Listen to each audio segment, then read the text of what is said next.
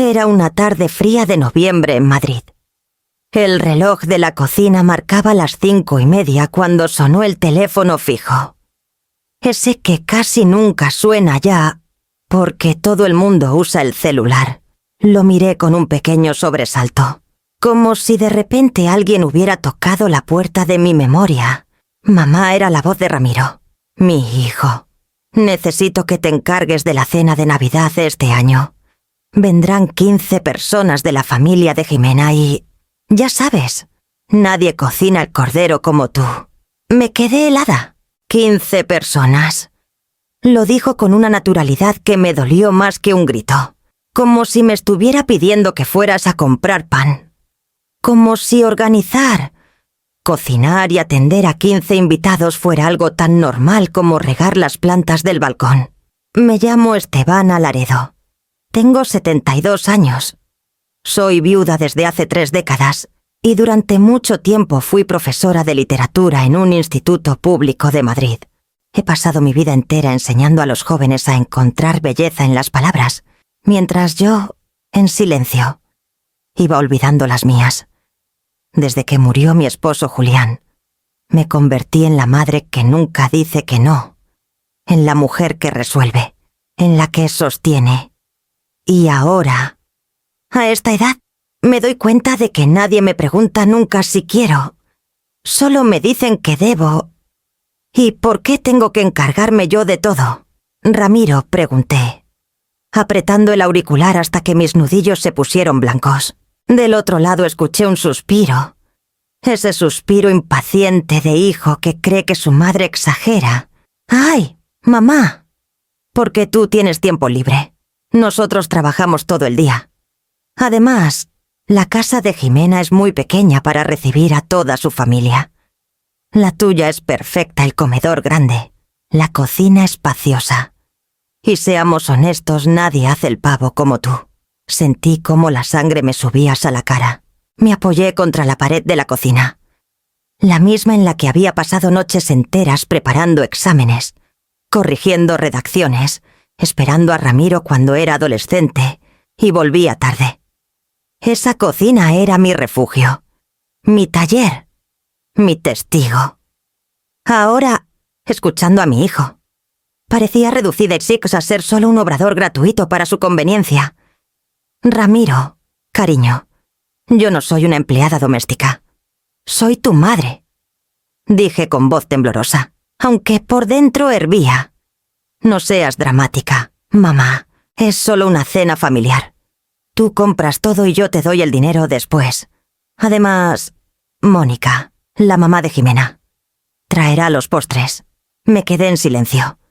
Me estaba pidiendo que organizara, cocinara, limpiara antes y después, atendiera a 15 desconocidos exigentes, y lo llamaba solo una cena familiar. Recordé algo que me dolió como una cuchillada. Llevaba años aceptando que mi hijo y su esposa usaran mi casa, mis manos, mi tiempo, como si fueran de ellos, y nunca me había atrevido a decir que no. Siempre había creído que ser madre significaba estar disponible, sin límites, sin descanso. Tragué saliva. Lo que Ramiro no sabía, lo que nunca se había detenido a pensar, es que después de 72 años de vida, de 45 de matrimonio, de 30 de viudez, yo también estaba cansada. Que mi paciencia tenía un límite. No lo dije en ese momento, pero en mi interior algo se quebró. Ya no era solo una petición. Era la gota final de una lluvia de humillaciones pequeñas que, acumuladas, formaban una tormenta. Mientras mi hijo seguíase hablando del menú, de las sillas extras, de cómo debía organizar las mesas, yo ya no lo escuchaba. Mi mente repetía una sola frase, no más, y supe, con una claridad que me asustó, que aquella llamada no era cualquier llamada. Era la llamada que lo cambiaría todo. No habían pasado ni 2 horas desde la llamada de Ramiro cuando sonó mi celular. Reconocí al instante la voz de Jimena, mi nuera. Siempre habla con esa seguridad cortante, como si las cosas fueran órdenes disfrazadas de sugerencias. Hola. Suegra dijo con un tono cordial que sonaba y a máscara. Ramiro me contó que te vas a encargar de la cena. Gracias. De verdad, mira. Necesito comentarte algunos detalles para que todo salga perfecto. Me mordí el labio. ¿Detalles? Sentí el eco de la voz de mi hijo repitiendo solo 15 personas. Ahora entendía que no era tan solo... Primero que nada, nada de condimentos fuertes. A mi tía Carmen le cae fatal el picante. Ya sabes, es delicada. Ajá, contesté. Y por favor, evita el gluten. El primo Matías está con esa dieta estricta. Ya sabes, intolerancia. También necesitamos varias opciones vegetarianas, porque su novia no come carne. Y para la abuela de Luis, solo carne muy bien cocida. Ah, y que no falte vino tinto, pero moderado. No demasiado caro, porque al final son muchas botellas. Su voz era firme, segura de que yo estaba tomando nota como una cocinera obediente. Me quedé paralizada, sosteniendo el celular en la mano. En mi cabeza, la lista sonaba como un contrato obligaciones, restricciones, imposiciones. Y lo peor, ni una sola vez, me preguntó si yo estaba de acuerdo. Jimena interrumpí con voz baja.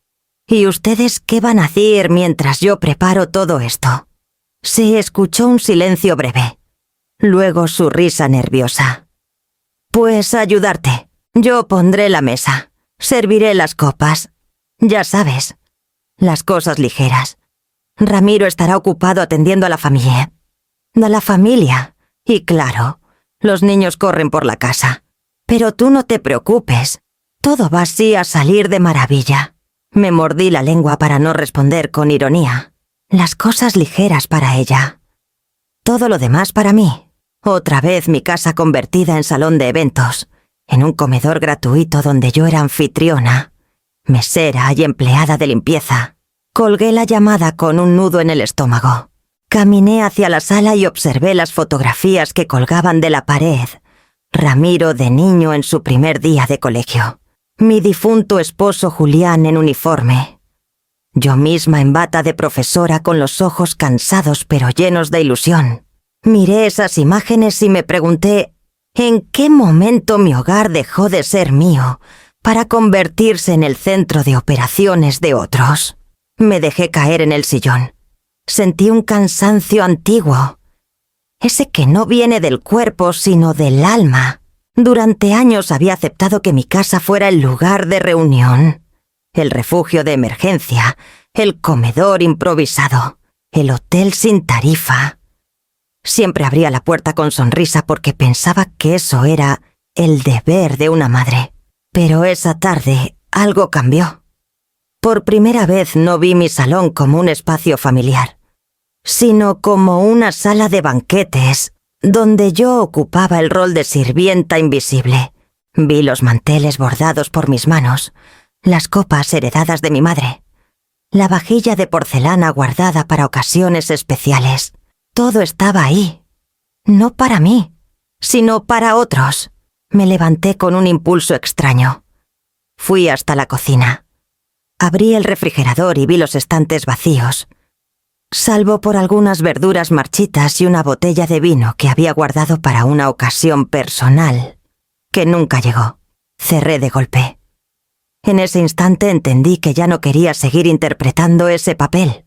Ya no quería ser la mujer que todos daban por sentada, la que se quedaba hasta tarde fregando ollas mientras los demás reían en el salón, la que recibía críticas por la textura del cordero o el punto de sal en la sopa. Solo 15, habían dicho, pero esas 2 palabras pesaban como una condena. Eran la cadena que me mantenía atadas a una vida de sacrificios silenciosos. Y en mi interior nació una certeza: esta vez no iba a ser igual. Esta vez yo no ibas a obedecer. Me quedé un buen rato en silencio, mirando el techo de mi sala como si allí pudiera encontrar respuestas. El eco de las palabras de Jimena seguía repitiéndose en mi cabeza. Son solo 15. Y entonces Como suele pasar cuando el presente nos desgarra, la memoria me arrastró hacia allá atrás. El recuerdo me llevó 30 años atrás, a la mañana en que recibí la llamada que cambió mi destino. Lo sentimos, señora Laredo. Su marido Julián no sobrevivió. Fue un accidente de tráfico en la carretera de Toledo. Julián tenía 45 años. Yo apenas 42. Recuerdo haber colgado el teléfono y quedarme inmóvil, con el corazón convertido en piedra. Afuera, Madrid seguía con su ruido habitual. Los niños entrando al colegio, las persianas subiendo. Pero dentro de mi casa todo se detuvo. Ramiro tenía entonces 6 años. Lo vi entrar a la cocina con su pijama de rayas, arrastrando su osito de peluche. «¿Dónde está papá?», me preguntó. Y yo, con una fuerza que no sé de dónde salió, respondí: «Papá ya no volverá, cariño, pero yo voy a estar contigo siempre». Esa promesa fue la que marcó los siguientes 30 años de mi vida. Para cumplirla, trabajé como una bestia. Acepté dobles turnos en el instituto, dando clases de literatura por la mañana y corrigiendo montañas de exámenes por la noche. En vacaciones, mientras otras familias viajaban, yo buscaba dar talleres de redacción a adolescentes para ganar un poco más. Mi piel se agrietaba de cansancio. Mis manos se llenaban de tinta. Pero yo sonreía a Ramiro porque no quería que me viera débil. Vendí las joyas de mi boda, la alianza de oro, los pendientes de perlas que Julián me regaló en nuestro 10º aniversario. Me dolió, pero con ese dinero pude pagar las cuotas de la escuela privada de Ramiro y los libros de texto que cada año parecían más caros. Algún día será un gran hombre, me repetía para justificar cada sacrificio. Y mientras tanto, yo tragaba mi soledad como quien traga un café amargo. Los domingos, después de preparar lentejas y de lavar la ropa, me sentaba frente a la máquina de escribir que había comprado en mi juventud. Sí, porque antes de todo esto, antes de convertirme en la mujer que resolvía la vida de los demás, yo soñaba con ser escritora. De joven, escribía cuentos cortos. Incluso gané un premio en la universidad con una historia sobre una niña que quería aprender a volar. Tenía una carpeta llena de borradores, poemas y relatos. Julián solía decirme: «Tú tienes un don, Estebana, no lo escondas». Pero después de su muerte, la carpeta quedó enterrada bajo recibos de luz, facturas del colegio y cuentas del supermercado. Recuerdo una noche en particular. Ramiro dormía, y yo, agotada, me quedé frente a la máquina de escribir con las manos temblando de cansancio. Había comenzado una novela sobre una mujer que redescubría la vida después de enviudar. Tenía apenas 10 páginas, pero esa noche, mientras las teclas resonaban en la oscuridad, el teléfono sonó. Era la directora del colegio, pidiéndome que sustituyera a una compañera enferma. Cerré la carpeta con un suspiro y pensé: otro día continuaré. Ese otro día nunca llegó. La vida se fue convirtiendo en una cadena de obligaciones. Cuando Ramiro fue adolescente, me quedaba despierta hasta que volvía de sus fiestas, con los nervios tensos y un libro en la mano. Yo fingía que leía, pero en realidad solo esperaba oír la llave girar en la cerradura. Cuando cumplió 18, vendí el único coche que tenía para poder pagarle un curso de arquitectura. Me desplazaba en autobuses llenos, con frío en invierno y calor sofocante en verano, mientras él viajaba a Barcelona para hacer prácticas, a veces en la sala de profesores. Mis colegas hablaban de viajes a París o a Roma.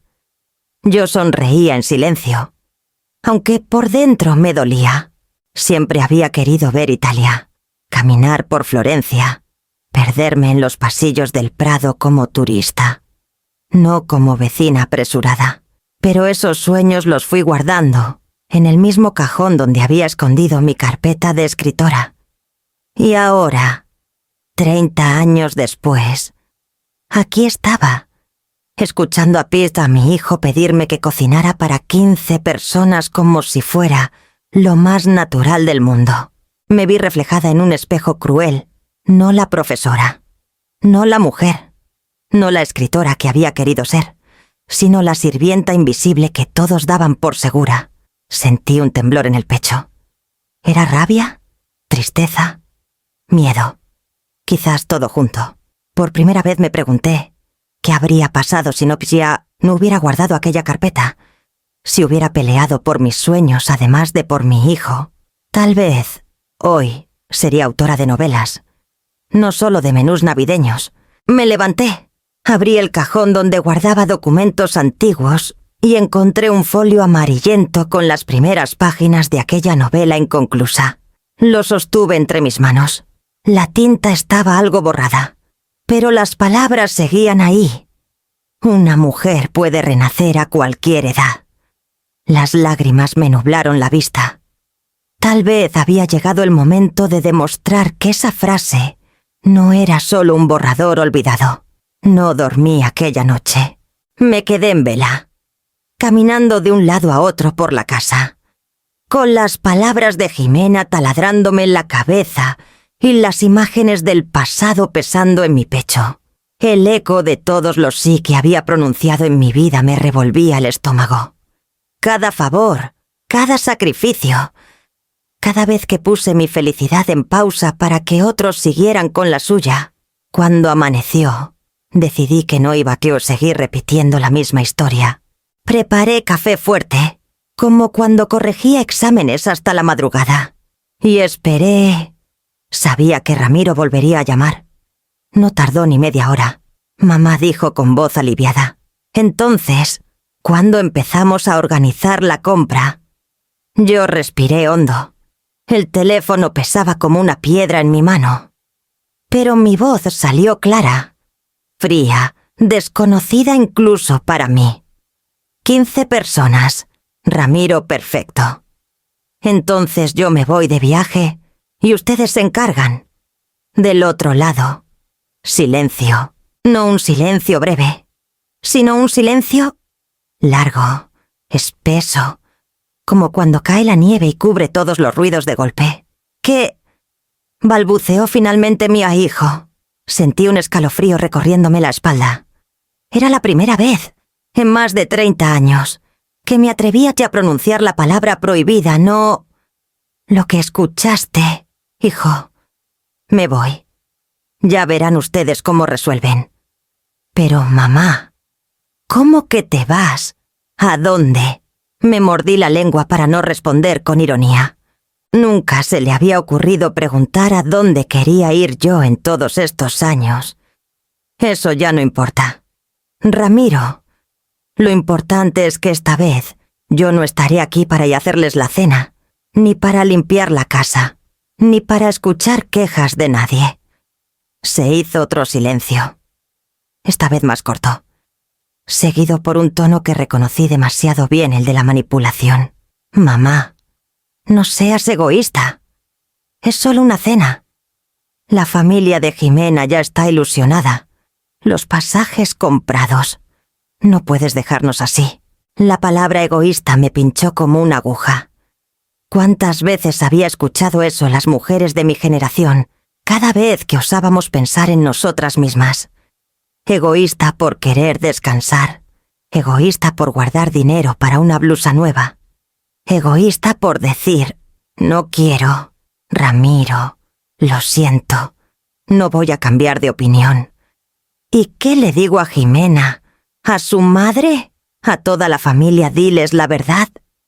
Que tu madre ya no es su cocinera gratuita. No sé de dónde salió esa frase. Tal vez de algún rincón de dignidad que yo misma había olvidado. Mi hijo respiró hondo, con fastidio. No lo puedo creer. Después de todo lo que hiciste por mí. Me reí con amargura. Sí, después de todo lo que hice por él. Justo por eso. Había llegado el momento de parar. Colgué el teléfono antes de que siguiera hablando.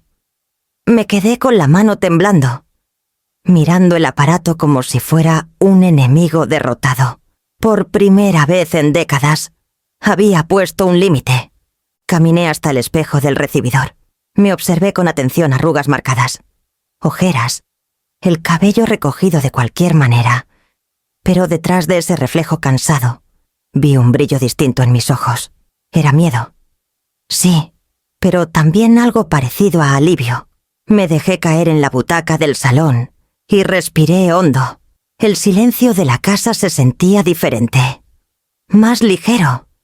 Ya no era la calma falsa antes de una tormenta, sino la calma de alguien que ha tomado una decisión irreversible.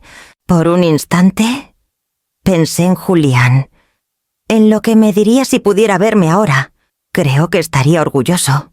Él siempre decía que yo tenía más carácter del que me atrevías a mostrar. Tal vez había tardado demasiado, pero finalmente lo estaba sacando a la luz. Ese día no cociné, no limpié, no hice nada de lo que normalmente hacía por inercia. Me serví un vaso de vino, encendí la radio y escuché boleros antiguos mientras la tarde se escapaba por la ventana. No era libertad todavía, pero era la primera semilla de algo nuevo. Mientras me mecí en silencio, me di cuenta de que aquella simple frase, «Yo me voy de viaje y ustedes se encargan», había roto 30 años de cadenas invisibles. No sabía qué vendría después. No sabía si tendría fuerzas para sostener esa decisión. Pero en el fondo lo intuía. La vida que me quedaba por vivir acababa de empezar. Al día siguiente desperté con la cabeza pesada, como si hubiera pasado la noche peleando en sueños. El teléfono no dejó de sonar. Primero Ramiro, luego Jimena. No contesté. Dejé que las llamadas se acumularan como moscas contra el cristal. Esa mañana decidí que, antes de seguir escuchando excusas y reproches, tenía que enfrentarme a otra verdad, la mía. Fui hasta mi habitación y abrí el cajón de la mesita de noche. Allí guardaba una libreta de tapas azules, vieja, con las esquinas dobladas. Nadie la conocía. Era mi registro secreto, mi manera de recordar en qué se había ido cada euro desde que me jubilé. Saqué un bolígrafo y me senté al borde de la cama. Pasé las páginas lentamente.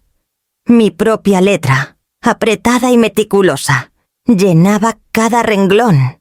Comencé a leer en voz baja: febrero 2017, enganche del coche de Ramiro y Jimena 3000 €. Mayo 2018. Renta de su piso cuando él perdió el empleo.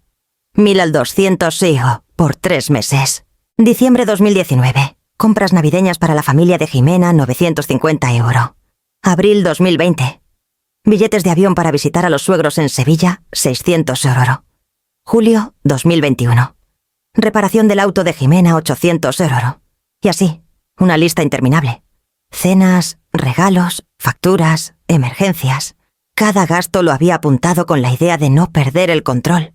Pero ahora, viéndolo todo junto, la cifra me golpeó como un puñetazo: más de 18.000 € en 5 años. Dinero que salió de mi pensión, de mis pequeños ahorros, del fondo que yo misma había guardado, para cuando llegaran los problemas de salud que tarde o temprano aparecen a los 70. Sentí un ardor en el pecho. ¿Cómo había podido ser tan ciega mientras ellos viajaban a Cancún en su luna de miel tardía? Yo pospuse mis medicinas para el colesterol porque no era tan urgente, mientras ellos compraban un televisor nuevo. Yo aprendí a vivir con la gotera del techo, colocando un cubo en el pasillo cada vez que llovía. Pasé las páginas más rápido. Cada cifra era una puñalada. Recordé el día en que Jimena me pidió dinero prestado para decorar su sala, y yo acepté, aunque sabía que jamás lo devolverían. Recordé cuando pagué el dentista de Ramiro porque su seguro no cubría el tratamiento. Recordé también el silencio incómodo cada vez que insinuaba que me devolverían algo. Nunca lo hicieron. Las lágrimas comenzaron a rodar, pero eran diferentes. No eran de tristeza, eran de rabia, de una furia contenida durante años. Me apreté el pecho y dejé escapar un sollozo que retumbó en la habitación vacía. Por primera vez, lloraba no por lo que me faltaba, sino por lo que había permitido que me arrebataran. Me levanté con la libreta en la mano y fui hasta el espejo del armario. Me miré a los ojos. Allí estaba esa mujer que durante décadas había creído que el amor se demostraba entregándolo todo. Esa mujer que confundió sacrificio con afecto, utilidad con cariño, y de repente entendí algo que me atravesó como un rayo. La culpable no era solo mi hijo ni su esposa. También era yo, por haber dicho siempre que sí. Ese fue el mini twist que me hizo temblar. Llorar de rabia contra ellos era fácil, pero aceptar que yo misma había colaborado en mi propia condena, eso sí dolía. Me senté otra vez en la cama, con la libreta abierta sobre mis rodillas. Cada número era una cadena, cada apunte, un ladrillo en la prisión invisible donde yo misma me había encerrado. Pero ahora tenía la llave en la mano, esa palabra que había pronunciado ayer, la que me quemaba en los labios, pero me daba alas al mismo tiempo. No. Cerré la libreta con fuerza. Supe que no la abriría más para seguir apuntando gastos que no eran míos. Supe que esa lista terminaba ahí. Respiré hondo. Afuera, un rayo de sol se colaba por la ventana, y pensé que, tal vez, la vida todavía me guardaba un margen para mí. Esa noche me acosté temprano, con la libreta de los sacrificios todavía ardiendo en mi memoria. Cerré los ojos, pero no logré dormir. Cada vez que intentaba, las cifras volvían como fantasmas. 3000, 800, 1200. Cada número me gritaba que había hipotecado mi vida entera en nombre de un amor mal entendido. No supe en qué momento me quedé dormida. Pero lo siguiente que recuerdo fue el timbre del teléfono fijo a medianoche. El sonido retumbó en toda la casa, seco, insistente. Abrí los ojos sobresaltada. Por un segundo pensé que se trataba de una emergencia, que alguien estaba en el hospital. Contesté con el corazón en la garganta. «Mamá». La voz de Ramiro estaba quebrada, casi infantil. «Mamá, no puedes hacerme esto». Me incorporé en la cama, con el auricular apretado contra la oreja. «¿Qué es lo que no puedo hacer?», pregunté con calma, aunque mi voz escondía una mezcla de cansancio y rabia. «Ya le dije a Jimena que tú ibas a cocinar». Ella se lo contó a su madre, y su madre ya invitó a todos. Ya están comprados los billetes de tren. «Mamá, ¿qué voy a hacer yo ahora? No sé organizar una cena para tanta gente». Me quedé en silencio unos segundos. Era como si estuviera escuchando al niño de 6 años que un día lloraba porque no encontraba su cuaderno en la mochila. El mismo niño al que yo resolvía todo, al que nunca dejé tropezar. Pero ya no era un niño. Era un hombre de 36 años, casado, con responsabilidades que siempre descargaba sobre mis hombros.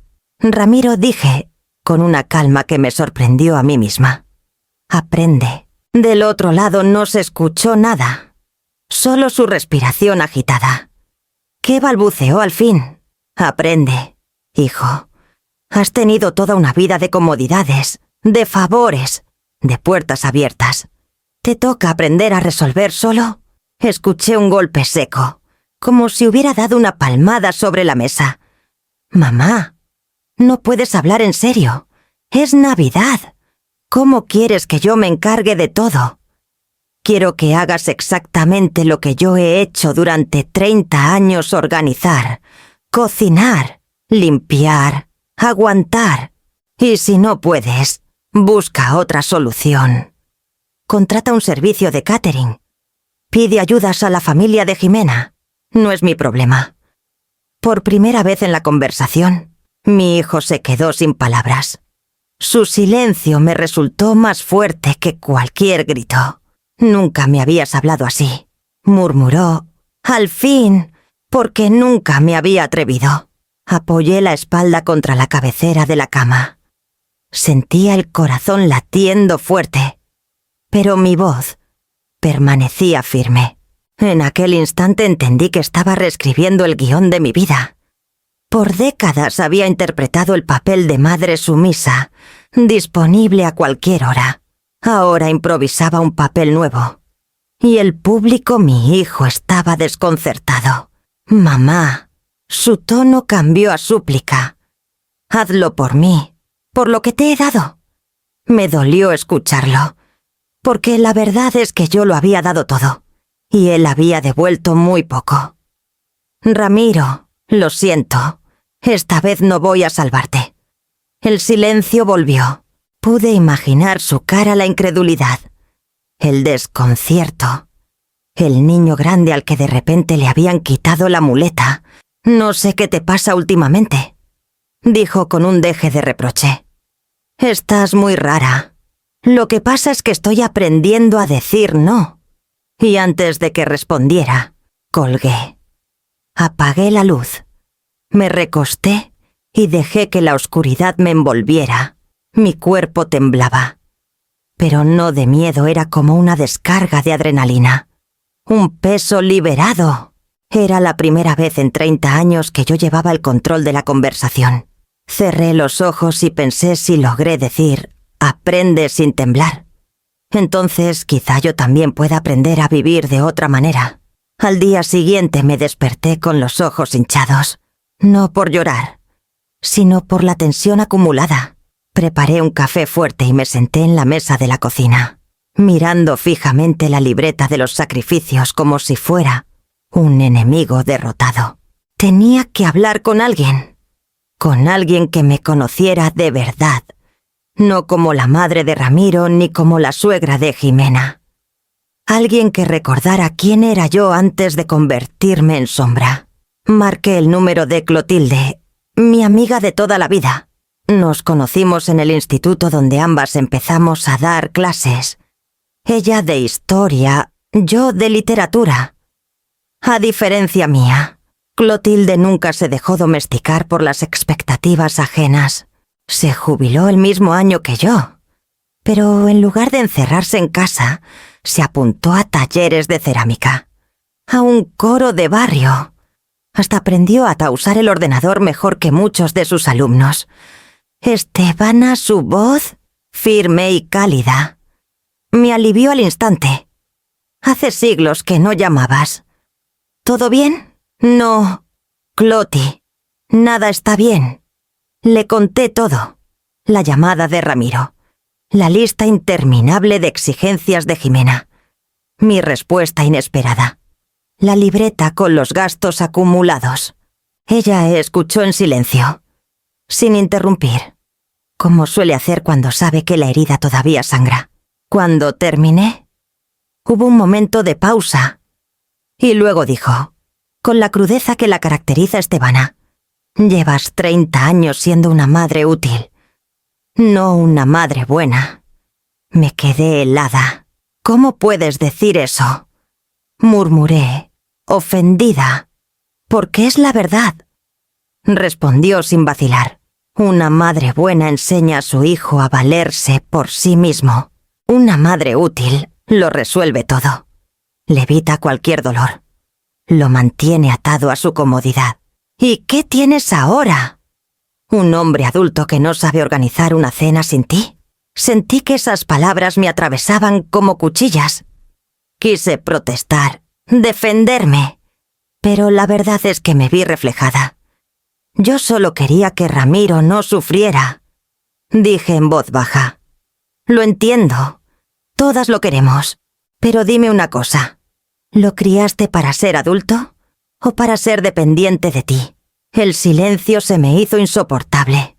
Miré mis manos, llenas de arrugas, de manchas, las mismas manos que habían sostenido a Ramiro en sus primeros pasos, que habían firmado cheques, que habían cocinado miles de comidas, manos que lo habían hecho todo por él. Quizá lo convertí en alguien incapaz de enfrentarse a la vida. Admití, con un nudo en la garganta, no es tarde para cambiar, dijo Clotilde, suavizando el tono.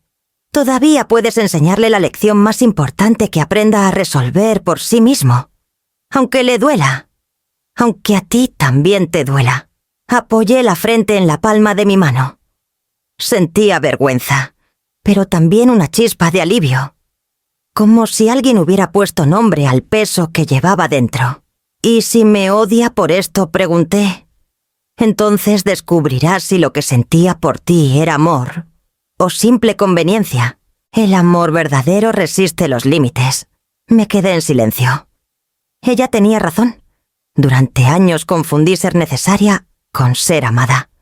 Y ahora me preguntaba, con miedo si dejaba de ser necesaria. ¿Seguía siendo amada? Clotilde suspiró. Estebana, tú siempre fuiste la más inteligente de nosotras. Es hora de que uses esa inteligencia para ti misma, no para seguir salvando a los demás. Colgamos después de un rato, prometiendo vernos pronto. Me quedé sola en la cocina, pero sus palabras resonaban como campanadas en mi interior. Madre útil, no madre buena. La frase se repetía una y otra vez, clavándose como una aguja. Miré por la ventana el jardín descuidado. Las rosas marchitas que ya casi no florecían, y pensé que yo era como esas plantas, había dado todo hasta marchitarme. Tal vez era hora de regarme a mí misma.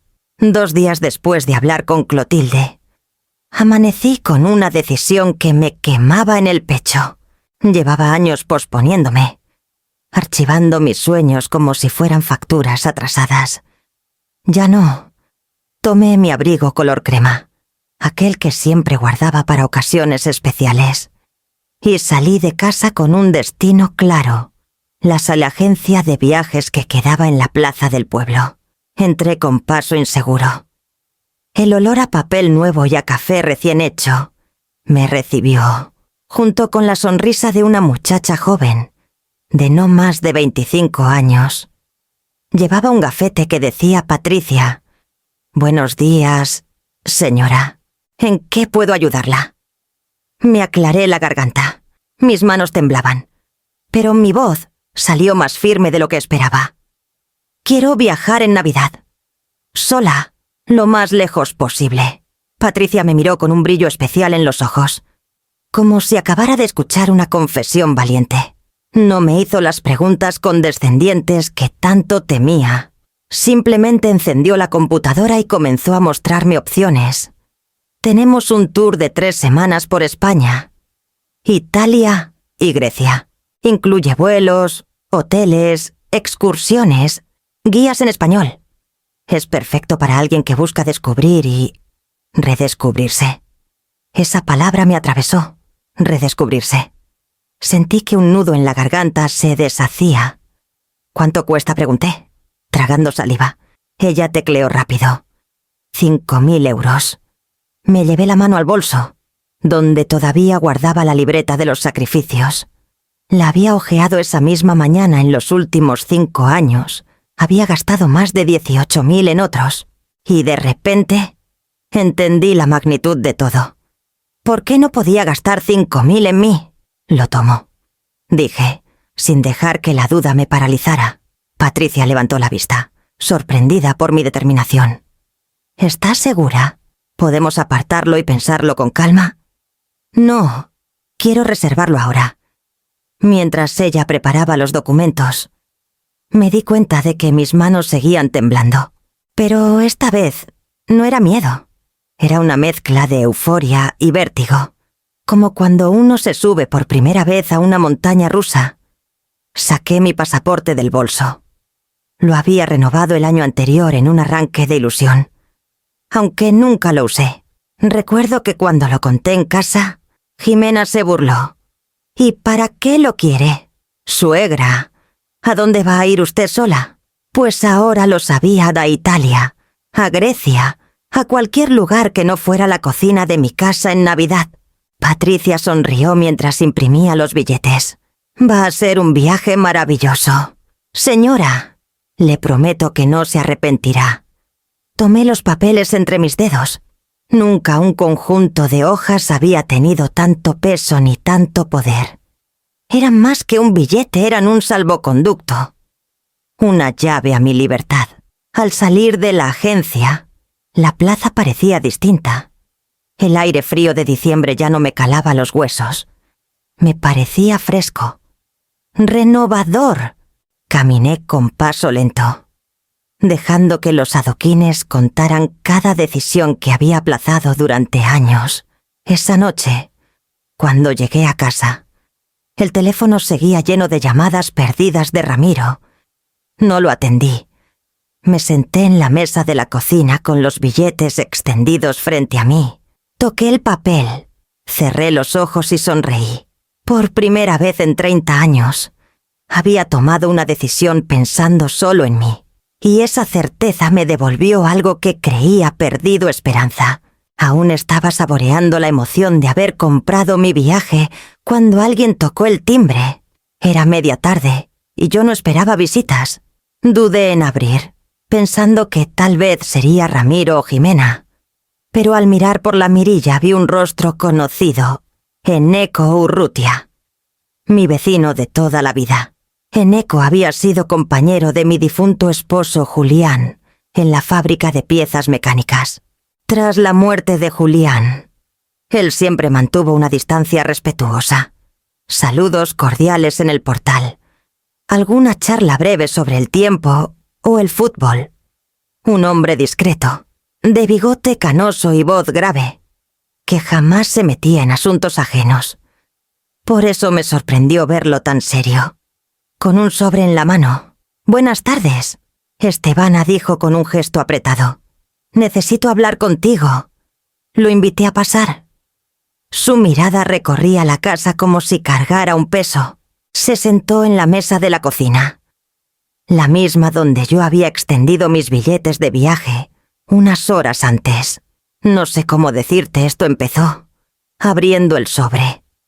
Pero creo que tienes derecho a saberlo. Me tendió unos documentos. Los tomé con manos temblorosas. Eran copias de papeles del registro de la propiedad. Reconocí mi dirección, mi nombre y una firma que parecía mía. Pero no lo era. ¿Qué es esto? Eneko. Él se acomodó las gafas. Incómodo. Ramiro vino hace unos meses a pedirme consejo. Quería un préstamo para invertir en un proyecto. Una empresa de importación. Nada seguro. Yo le advertí que no era buena idea.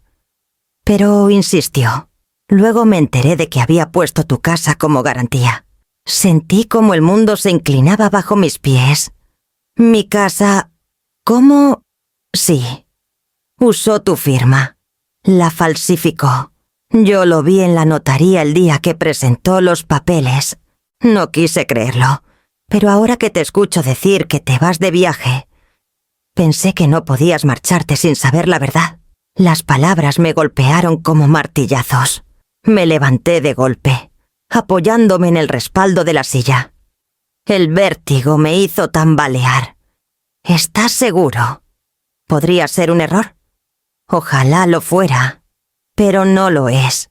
Estebana, conozco la letra de Julián, conozco la tuya. Esa firma no es tuya. Y si Ramiro no paga el préstamo, el banco puede ejecutar la hipoteca. Me llevé la mano a la boca. La gotera del techo, las medicinas pospuestas, las noches de trabajo. Todo eso lo había aceptado.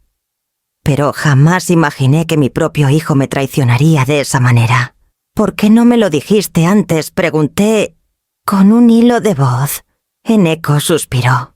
Porque pensé que él recapacitaría, que lo solucionaría antes de llegar a este punto.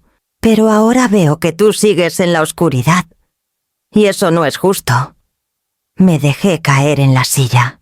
Mis billetes de viaje seguían sobre la mesa, brillando como un espejismo. ¿De qué servía soñar con Italia y Grecia si al volver podía no tener dónde vivir? Las lágrimas me nublaron la vista. Pero esta vez no eran solo rabia ni dolor. Era un sentimiento más profundo, como si el suelo entero se hubiera quebrado bajo mis pies. «Eneko», murmuré. «¿Qué hago ahora?» Él me miró con seriedad. «Lo primero, guardar estos documentos. Lo segundo, buscar un abogado. No puedes dejar que esto se quede así. Si tu hijo falsificó tu firma, cometió un delito. La palabra delito me heló la sangre. Nunca pensé escucharla en la misma frase que el nombre de Ramiro. Es mi hijo, susurré, como si todavía pudiera justificarlo. Sí, Estebana. Pero también es un hombre adulto que tomó decisiones peligrosas y te arrastró a ti sin tu consentimiento. Me quedé en silencio. Mi corazón latía tan fuerte que parecía que iba a romperse. El vértigo me hacía difícil respirar. Ramiro, mi niño, aquel al que le prometí que nunca le faltaría nada.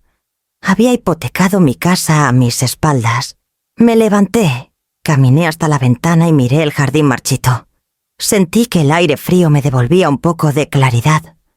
Gracias. En eco dije al fin, con la voz rota. No sé cómo voy a enfrentarlo, pero gracias por decírmelo.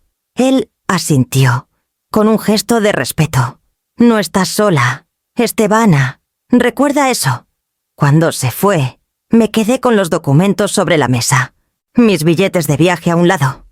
La hipoteca falsa al otro. Libertad y traición. Futuro y amenaza. Nunca antes la vida me había puesto un espejo tan cruel. Y allí, con el corazón encogido, comprendí que el verdadero viaje apenas comenzaba. El timbre sonó a media mañana. Seco, insistente. No esperaba visitas, pero algo en mi pecho me dijo quién podía ser. Caminé hasta la puerta con paso lento y, al abrir, me encontré con la escena que había temido Jimena acompañada de su madre. Doña Beatriz. Jimena llevaba ese gesto crispado que mezcla nervios y altivez.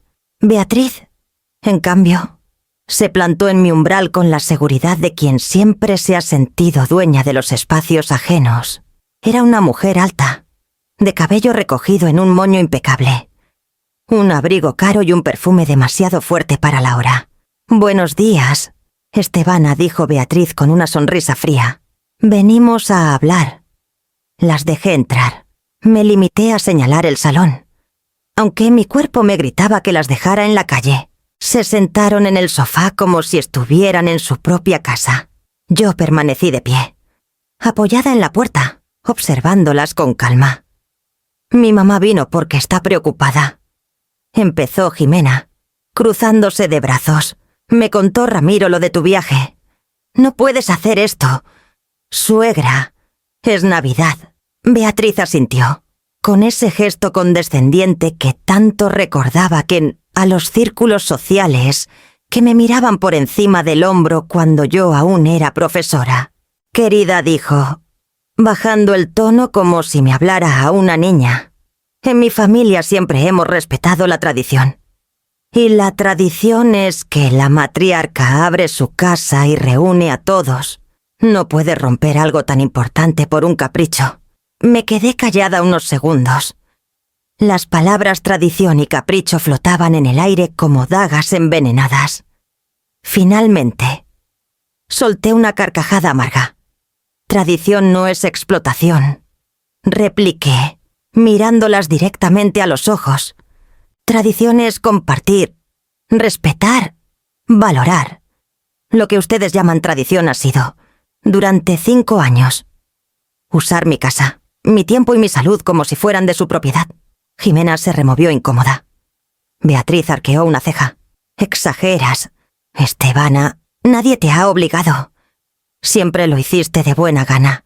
De buena gana sentí la sangre hervir. De buena gana pospuse mis medicinas para pagar cenas. De buena gana pasé noches fregando platos mientras todos se dormían en mi sofá. De buena gana permití que se rieran de mi comida o de mi decoración. No, señora. Lo hice porque confundí amor con obligación. El silencio fue pesado. Jimena bajó la vista, quizá porque recordaba todas esas escenas. Beatriz, en cambio, mantuvo la postura erguida, la mirada fría. Estebana dijo finalmente, con todo respeto, no puedes cambiar las reglas a esta edad. La familia de mi hija cuenta contigo. Yo también fui suegra joven y soporté lo mío. Así son las cosas. Sus palabras me atravesaron. Era como si me dijera que el destino de las mujeres era resignarse. En ese instante vi en Beatriz un espejo deformado, la arrogancia de quien siempre tuvo sirvientas. La comodidad de quien nunca cocinó para 15 sin recibir un gracias.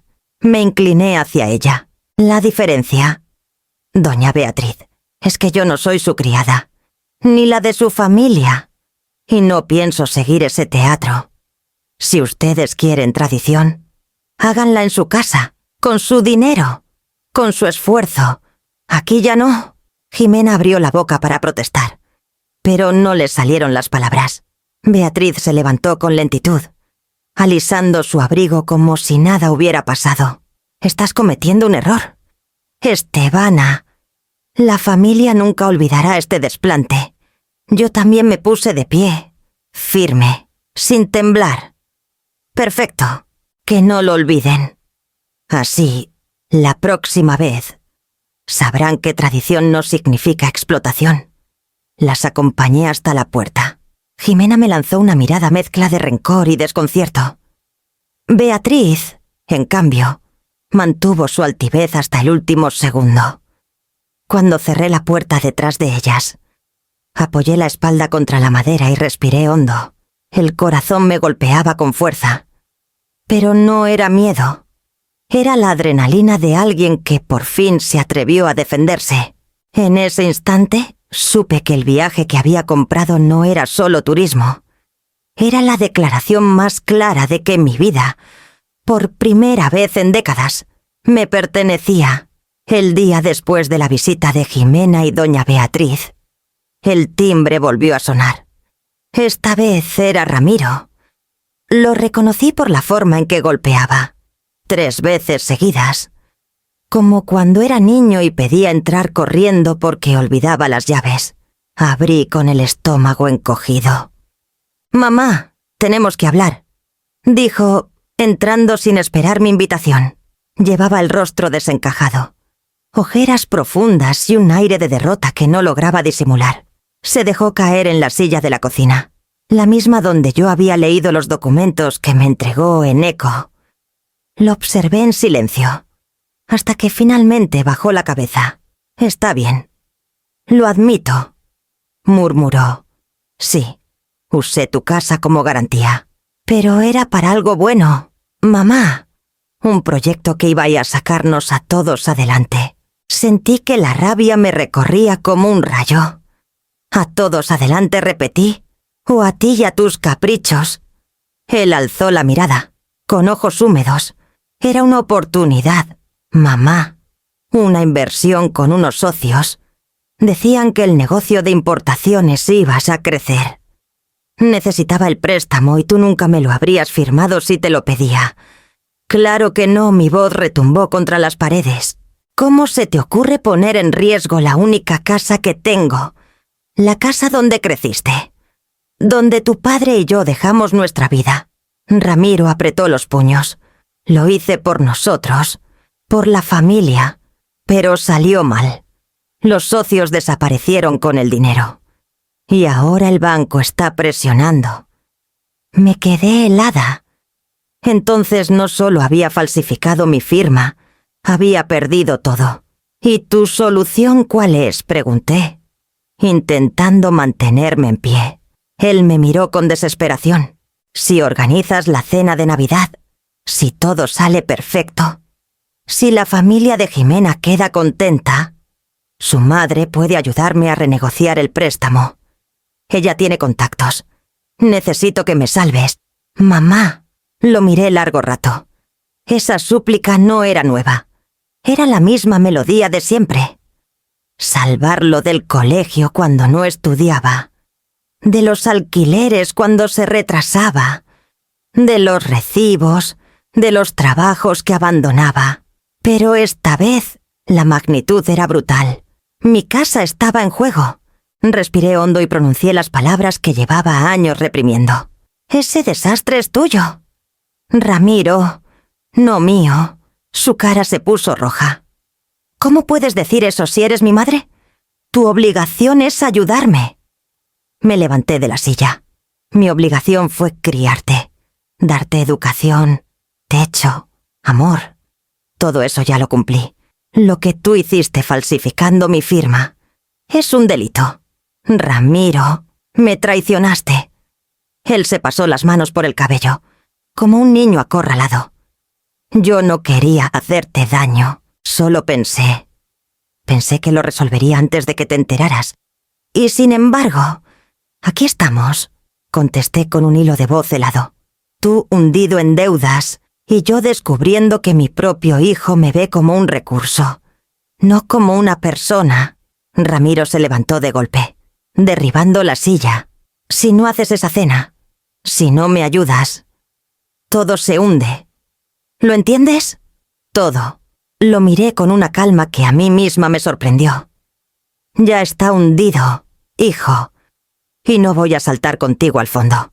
Por un instante creí que iba a gritarme, pero en lugar de eso, se quedó inmóvil, con los labios apretados, como si no reconocieras a la mujer frente a él, quizá porque por primera vez veía a su madre de pie, no encorvada por la culpa ni por la obediencia.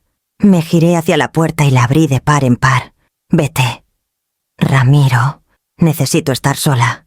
Él dudó, como si esperara que al final cediera, como tantas veces, pero al no ver grieta en mi mirada, salió dando un portazo.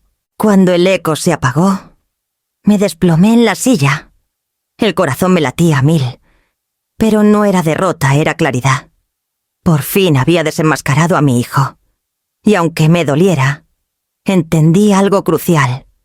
El amor no justifica la traición. El día de mi partida amaneció frío, con ese cielo gris que parecía querer retenerme en casa. Cerré la puerta con un nudo en el estómago, pero al mismo tiempo con la certeza de que estaba dando el paso que había postergado toda mi vida. El taxi me llevó al aeropuerto. Y mientras veía desaparecer las calles que me habían visto encanecer, me sentí más ligera de lo que recordaba. El primer destino fue Lisboa. Apenas puse un pie en la ciudad. El aire salado del Atlántico me golpeó el rostro como una caricia de bienvenida. Caminé por las callejuelas empinadas del barrio de Alfama. Escuché un fado salir de una taberna y probé un pastel de nata que se deshacía en la boca. Me senté en un mirador con vista al río Tajo y, por primera vez en décadas, no pensé en Ramiro ni en Jimena. Pensé en mí, en Estebana, la mujer que aún podía reír sola, que podía saborear un café sin prisa, que podía observar a tal gente pasar sin sentir que su tiempo debía pertenecer a otros. En la libreta nueva que había comprado para este viaje, escribí: la libertad huele a canela y a mar. La libertad sabe a Lisboa. Días después, crucé a Roma. Desde el primer instante quedé deslumbrada. El Coliseo me pareció un recordatorio de lo efímero que es el poder.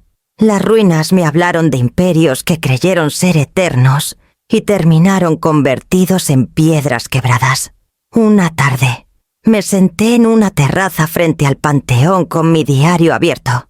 El sol se filtraba entre las columnas y yo escribí: la felicidad no pide permiso, se toma, se vive. Y yo la estoy aprendiendo ahora. A los 73 años, sentí que mis manos ya no temblaban. Aquella libreta no era de sacrificios, era de renacimientos. Mientras anotaba estas palabras, escuché una voz familiar a mi espalda estebana. Me giré y casi se me escapa el corazón. Allí estaba Eneko Urrutia, mi vecino, con una sonrisa tímida y un aire fuera de lugar entre los turistas. Llevaba una bufanda oscura y una carpeta bajo el brazo. «¿Qué haces aquí?», pregunté, atónita. Se sentó frente a mí, con calma. «Vine por trabajo. Tengo amigos abogados en Roma, y cuando supe lo de la hipoteca falsificada, no pude quedarme quieto. He estado haciendo consultas». Me quedé sin habla. ¿Consultas? Sobre lo de Ramiro Eneko, asintió. Confirmé que lo que hizo es denunciable en España. No es solo una traición moral, es un delito. Si lo deseas, puedo ayudarte a iniciar acciones legales. No estás sola en esto. Estevana, las palabras se me clavaron en el pecho. No estaba sola. ¿Cuántas veces me había repetido esa mentira para sobrevivir? Y ahora alguien me la desmentía con hechos. No sé cómo agradecerte, dije con la voz entrecortada. No me lo agradezcas, respondió. Solo prométeme que no dejarás de vivir lo que mereces. Incluso mientras resolvemos esto, tu viaje no debe convertirse en una huida, sino en una conquista. Lo miré a los ojos. Había en ellos un respeto sincero, distinto a la condescendencia que tantas veces había soportado. Pensé que Julián, desde donde estuviera, aprobaría que alguien como Eneko me tendiera la mano en este momento. Cerré el diario, respiré hondo y sonreí. En Lisboa había probado el sabor de la libertad. En Roma estaba aprendiendo que la felicidad no pide permiso, y con Eneko frente a mí, entendí que hasta la justicia podía empezar a estar de mi lado. Roma me regalaba días dorados, pero también silencios que pesaban. Cada noche, al regresar al hotel, me invadía una mezcla de euforia y desasosiego. La euforia de haber roto cadenas. El desasosiego de no saber qué vendría después con Ramiro. Fue en una de esas noches cuando Eneko me buscó en el lobby, con un gesto extraño, como quien lleva algo demasiado delicado en las manos. Estevana me dijo con voz grave: necesito mostrarte algo que guardé por años. Me invitó a sentarnos en un rincón tranquilo del vestíbulo. Abrió su maletín y sacó un sobre amarillento, atado con una cinta de hilo. Mis ojos se clavaron en esa pequeña reliquia antes de que mis manos siquiera lo tocaran. ¿Qué es esto?, pregunté, sintiendo un temblor en la garganta. Son cartas de Julián. Tu esposo me las confió antes de morir. Dijo que te las entregara si alguna vez te veía, olvidando quién eras de verdad. El aire me faltó. Mis dedos acariciaron el papel como si se tratara de una reliquia sagrada. Eneko bajó la mirada, casi avergonzado. No quise dártelas antes, se explicó, porque pensé que aún estabas demasiado herida. Esperaba el momento adecuado. Y ahora lo es. Con manos temblorosas, desaté la cinta. Dentro había varias hojas dobladas con cuidado. Reconocí de inmediato la letra de Julián firme, ligeramente inclinada.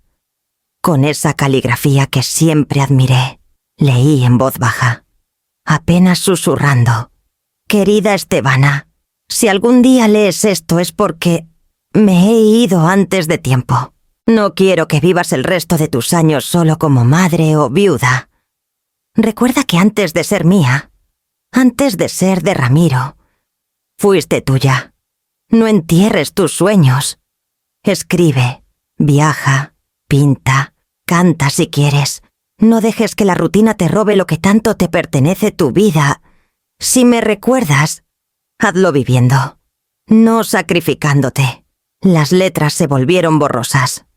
Las lágrimas cayeron, silenciosas, manchando el papel. Cerré los ojos y sentí la voz de Julián hablándome desde el pasado, como si hubiera dejado un juicio pendiente en mi corazón.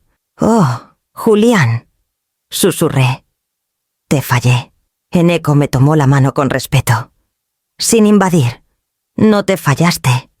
Estevana, has hecho lo que muchas mujeres de nuestra generación hicieron, darlo todo por los demás. Pero estas cartas son tu absolución. Julián no quería que te consumieras en sacrificios. Quería verte libre». Me quedé en silencio largo rato, leyendo y releyendo los párrafos.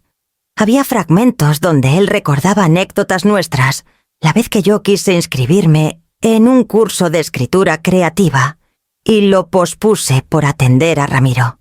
La tarde en que soñamos con recorrer Italia juntos cuando nos jubiláramos.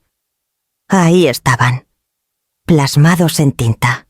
Todos esos deseos que yo había enterrado bajo toneladas de obligaciones. Es como si él me hablara desde otra vida, dije, secándome las lágrimas. Como si me recordara que aún estoy a tiempo. Eneko asintió.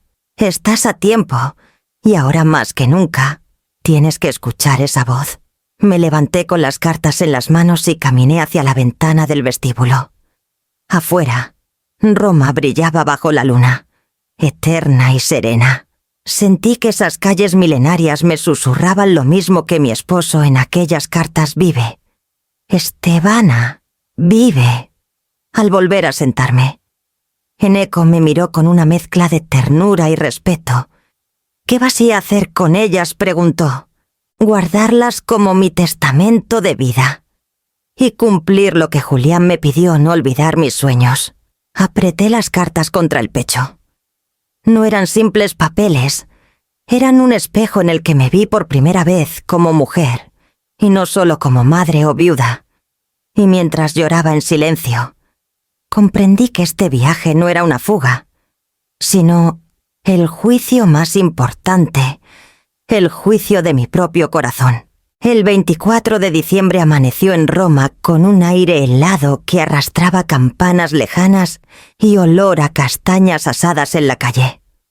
Caminé hasta la Plaza Navona, donde los niños reían en los carruseles iluminados y los vendedores ofrecían figuras para los pesebres. Por primera vez en muchos años, sentí la Navidad sin el peso de ollas hirviendo ni platos que fregar. Me senté en una banca de piedra, envolviendo las cartas de Julián en mi bufanda, como si fueran un tesoro. En ese instante, el celular vibró en mi bolso. Era un mensaje de Ramiro. Dudé en abrirlo.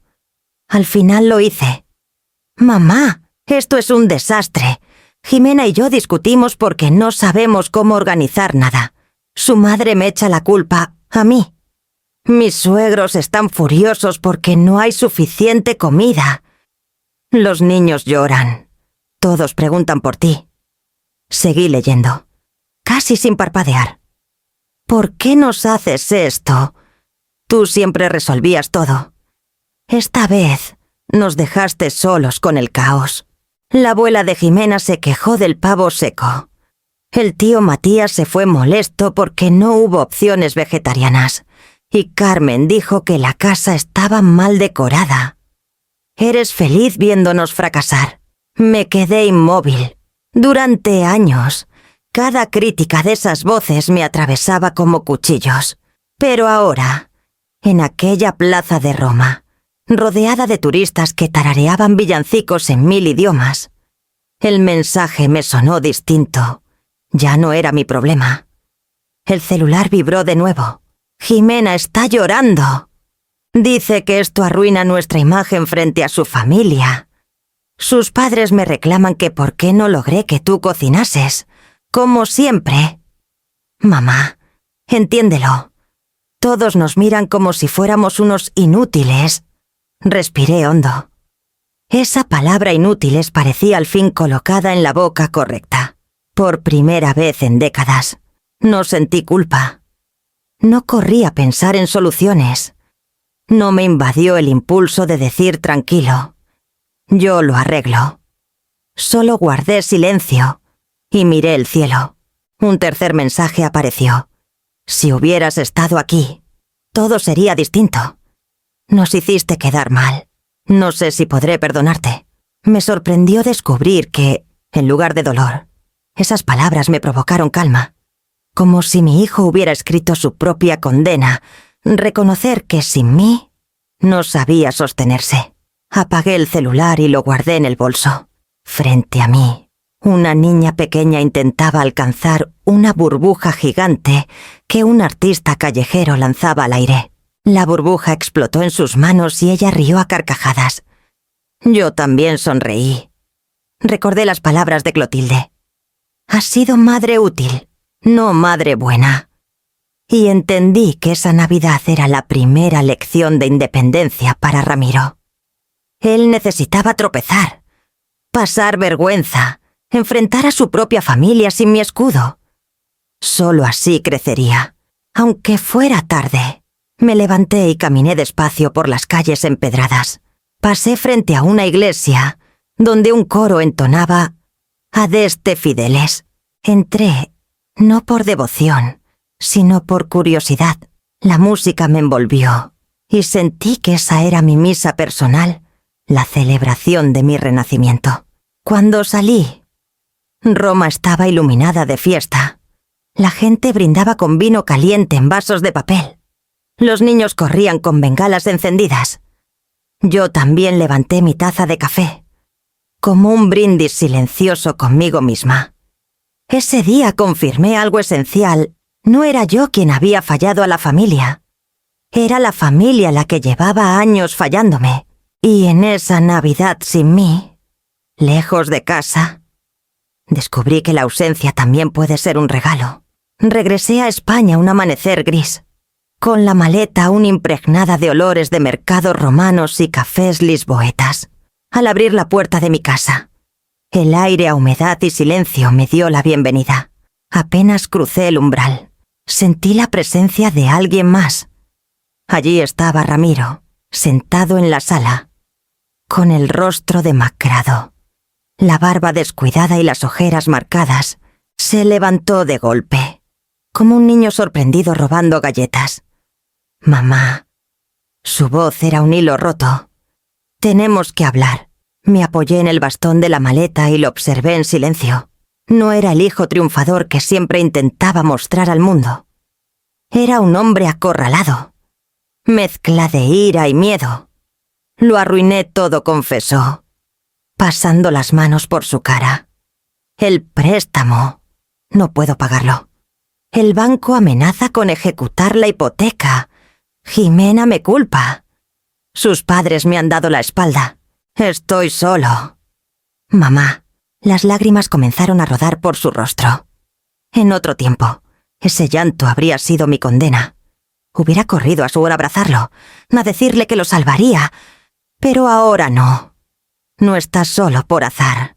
Ramiro, le respondí con calma. «Estás solo porque hiciste trampa. Falsificaste mi firma. Pusiste mi casa en riesgo». Él se tensó, levantando la mirada con rabia.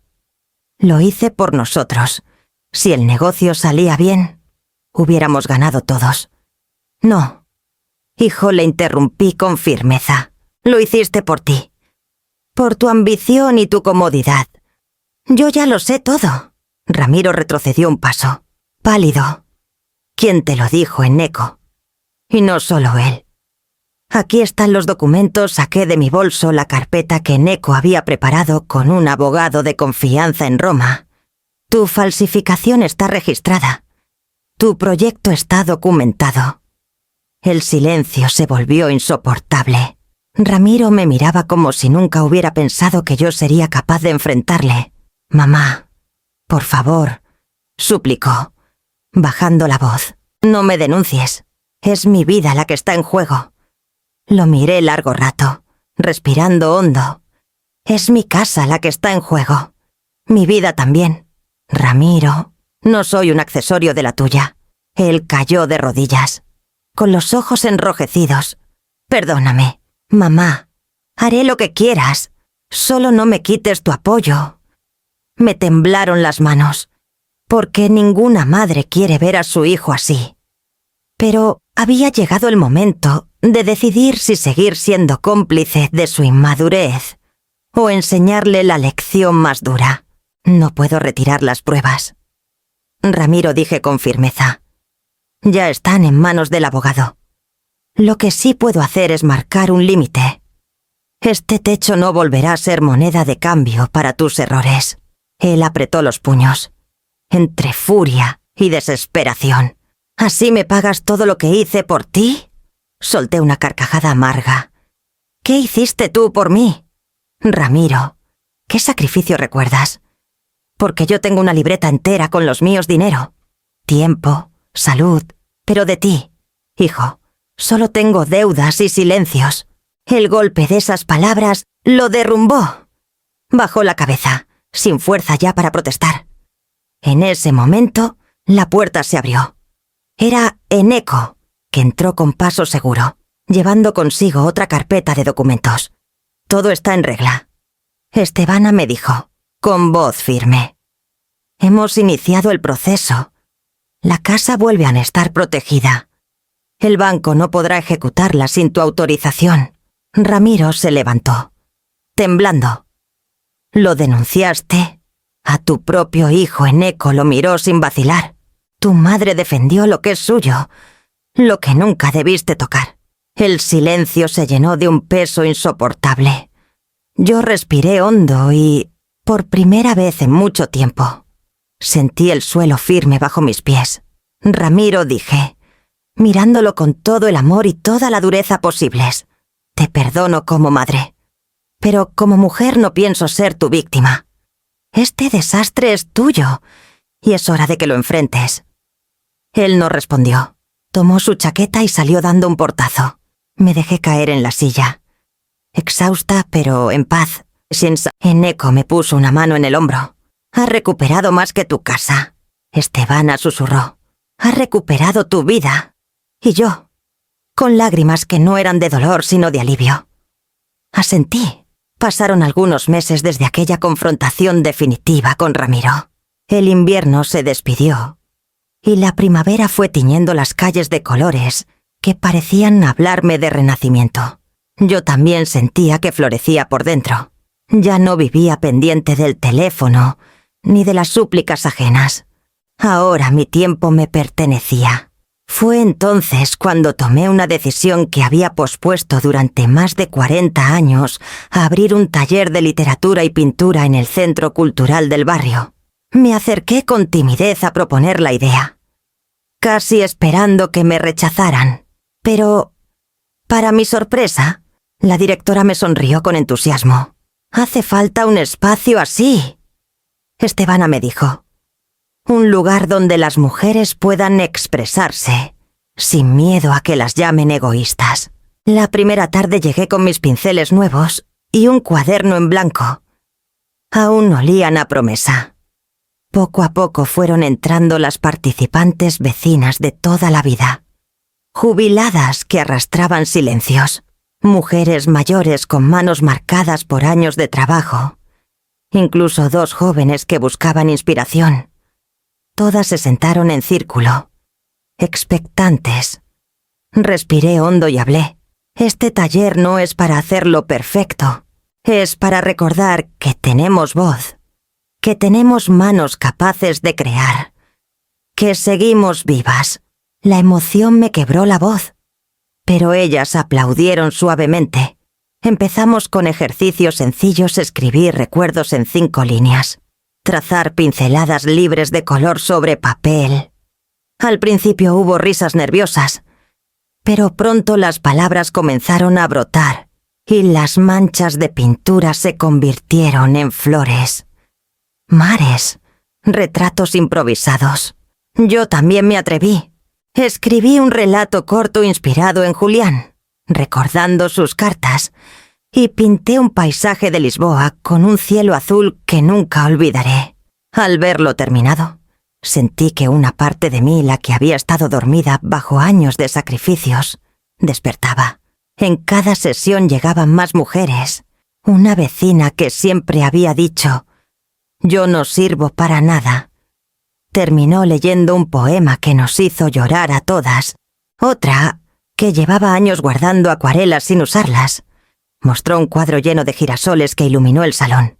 Yo las miraba y me veía reflejada tantas vidas gastadas en servir, tantas voces calladas. Ahora nos dábamos permiso. Al salir de una de esas clases, me quedé sola en el salón. El olor a témpera y a papel escrito flotaba en el aire. Me acerqué a la ventana y miré la plaza, donde los niños corrían con la misma energía que sentía yo por dentro. Sonreí. Por fin entendía que mi identidad no estaba en los favores que hacía, ni en las cenas que preparaba. Mi identidad estaba en cada palabra que escribía, en cada trazo de color, en la mujer que se había atrevido a recuperar sus sueños. Ese día, Estebana Castillo volvió a nacer. El sol de mayo entraba por las ventanas de mi taller, iluminando las mesas manchadas de pintura y los cuadernos abiertos. Me detuve un instante a contemplar ese desorden hermoso que antes habría llamado caos, pero que ahora reconocía como vida. Ya no era la casa esclava de reuniones interminables, ni de cenas impuestas. Era mi espacio, mi refugio, mi comienzo. Me miré en el espejo colgado al fondo de la sala. No vi a una empleada gratuita, ni a una niñera perpetua, ni a la sombra de la madre sacrificada. Vi a Estevana Laredo, la mujer que había viajado sola, que había llorado sobre cartas antiguas y que se había atrevido a escribir las suyas propias. Ese nombre, mi apellido de soltera que retomé oficialmente, ya no era un recuerdo de juventud, sino la bandera de mi libertad. Ramiro y Jimena, supe por mensajes breves, habían aprendido a organizar sus propias cenas, a hacerse responsables de su vida. Al principio me escribían con reproches, luego con súplicas y finalmente con noticias sencillas. Hoy cocinamos nosotros. Logramos resolver el préstamo con ayuda del banco. Por primera vez entendieron que no podían vivir de mi espalda. Y yo no sentí rencor, tampoco satisfacción de venganza. Lo que sentí fue alivio, porque la verdadera victoria no estaba en verlos caer, sino en dejar de caer yo con ellos. Eneko, mientras tanto, se había convertido en un amigo entrañable. Venía a mis clases de vez en cuando, no a pintar ni a escribir, sino a traer café y conversar. Compartíamos silencios cómodos y recuerdos de quienes ya no estaban. No era un romance ni una promesa de futuro. Era la compañía serena de alguien que respetaba mis pasos y celebraba mis conquistas. Una tarde, mientras caminábamos por la plaza, Eneko me dijo: «Se nota, Estevana, te has renacido». Y entendí que sí, que mi historia no era de rencor, sino de transformación, que la libertad no me la dieron los viajes ni los talleres, sino la decisión de decir no. Respiré hondo y sonreí. No era venganza, era renacimiento, y llevaba mi nombre.